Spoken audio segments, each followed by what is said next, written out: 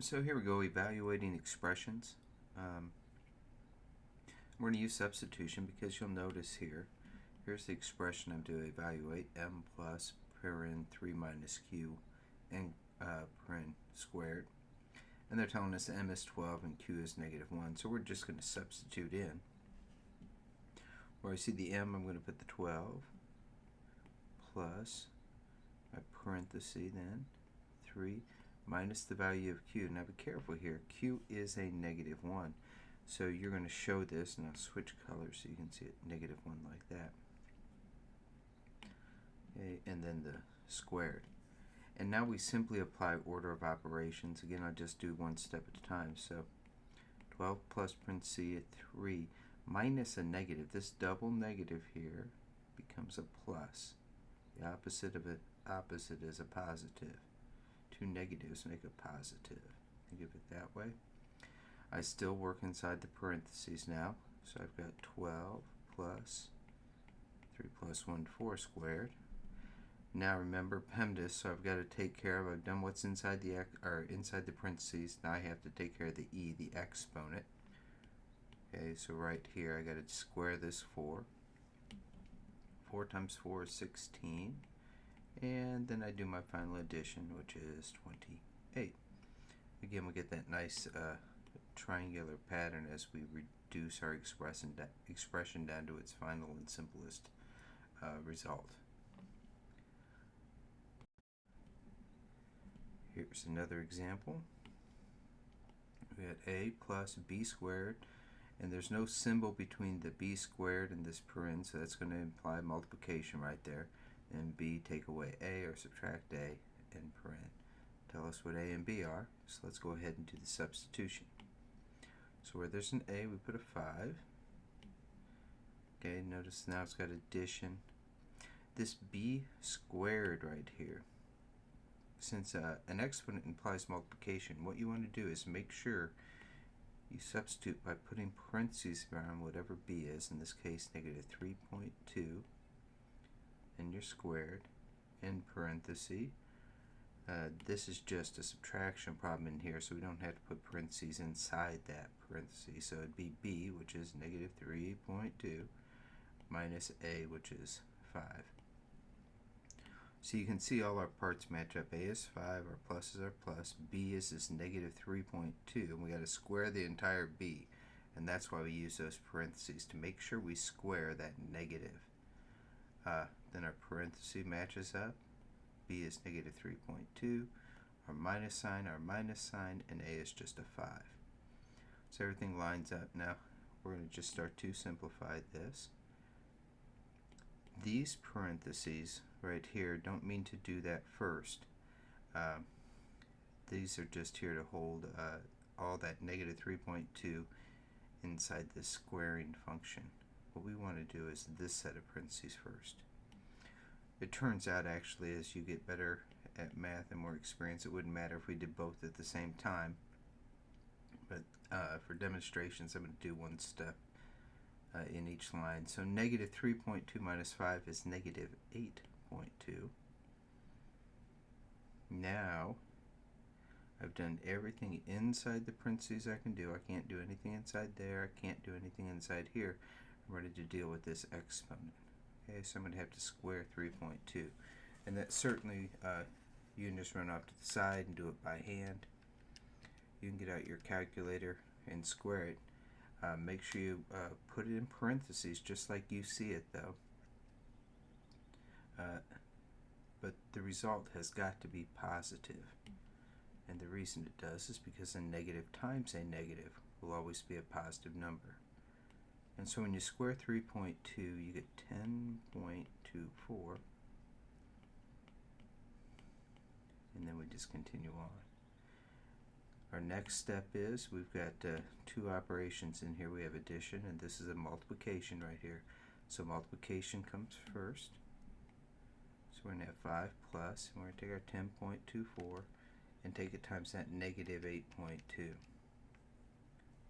That's going to give us negative 83.968.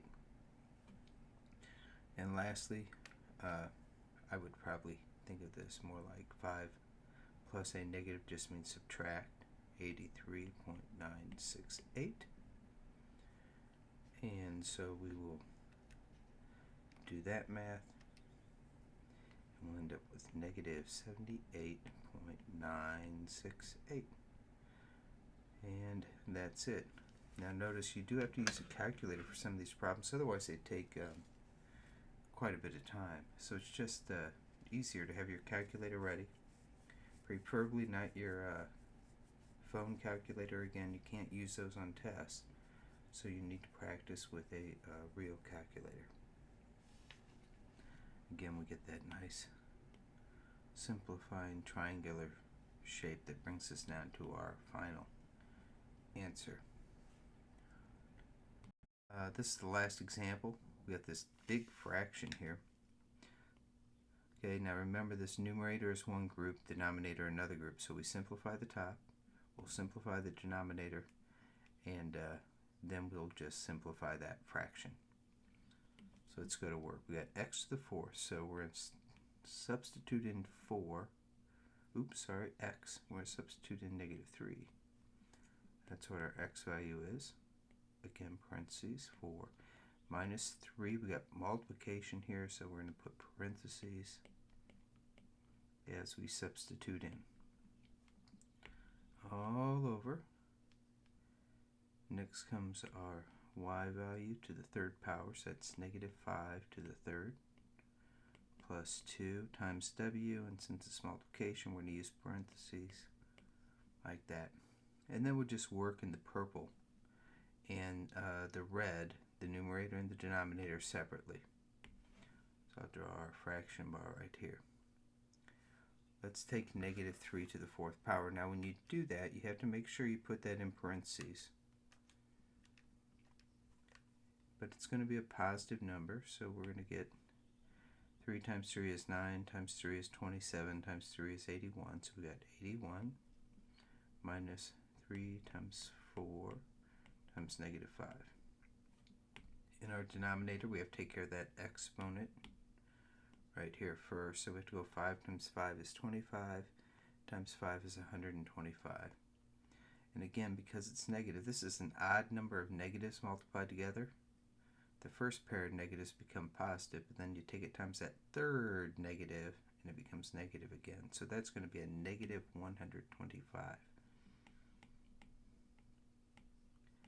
Plus 2, and then our parentheses times 4. So that's a one step in the numerator and one step in the denominator. Let's go back to the numerator now. We've got our 81 minus, and we just have to multiply these three numbers together. Okay, 3 times 4 is 12, and 12 times 5 is what? 60. Now, you'll notice we got minus. There's two ways to do this. One way is to think of it as just a positive 3 times 4 times 5 times negative 5 rather. Okay, in which case you'd get a negative 60. Or you could think of it as a negative 3 times 4 times negative 5. Those double negatives become a positive. Either way, when we do it the first way, you're going to see we get this minus minus, which will become a positive in our next step. The denominator, we've got one multiplication we have to deal with, like so. And I'm going to show all the steps here. This would be 81. Those become positive, the opposite of an opposite. And negative 125 plus 8 is going to give us negative 117. Oops, let's get to red. And finally, we'll just add our numerator terms together. The 81 plus 60, 141. And our denominator is negative 117. Now, you should check to see if you can simplify that fraction. Okay, there's a couple ways to do it.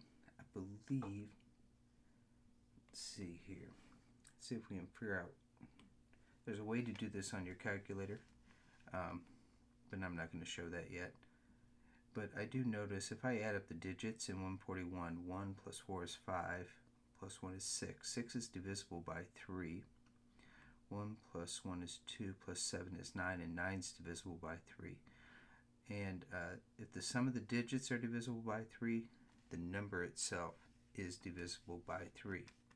So if I take 141 and reduce it by dividing it by 3, it simplifies to a 47. And if I take 117 divided by 3, it comes out to a 39. Now I still haven't marked my minus sign or my negative sign right here.